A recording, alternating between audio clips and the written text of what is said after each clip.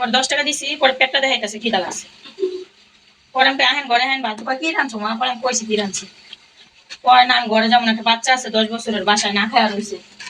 আমার পরে ভাত একটু গুঁড়া মাছ একটু মুরগির গোছ আমার দিয়া দাও, বাচ্চা যাম পলিতে করে তোমার দিয়া দাও। হ্যাঁ দিয়ে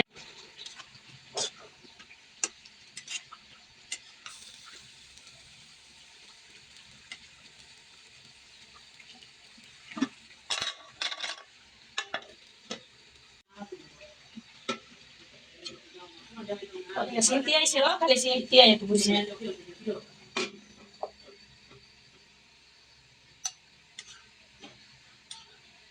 জানি না থাকলে কেউ বদনাম